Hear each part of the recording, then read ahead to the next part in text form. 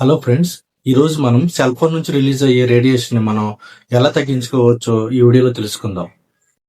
First ఏంటంటే, మనం phone మాట్లాడేటప్పుడు మనం చెవి దగ్గర పెట్టి ఎక్కువసేపు మాట్లాడుతూ ఉంటాం. అట్లా మాట్లాడాల్సిన అవసరం వచ్చినప్పుడు ఫస్ట్ మనం స్పీకర్ మోడ్ ఆన్ చేసుకోవాలి. లేదు కాదు స్పీకర్ మోడ్ మనకి నచ్చినప్పుడు వైర్డ్ ఇయర్ ఫోన్స్ మాత్రమే యూజ్ చేయాలి.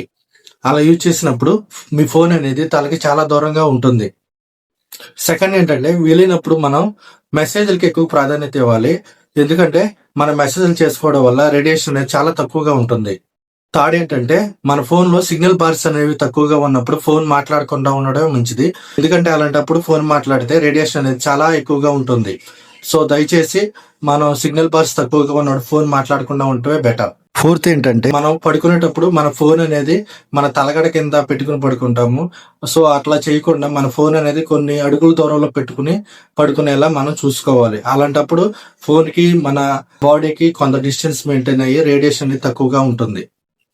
ఫిఫ్త్ ఏంటంటే, మనం జర్నీ చేసేటప్పుడు ఫోన్ అనేది సిగ్నల్స్ కోసం కొత్త టవర్స్ ని సెర్చ్ చేస్తూ ఉంటుంది. సో అలాంటప్పుడు రేడియేషన్ బాగా ఎక్కువ ఉంటుంది. సో ఆ టైంలో ఫోన్ వాడకం అనేది బాగా తగ్గించేసుకోవాలి.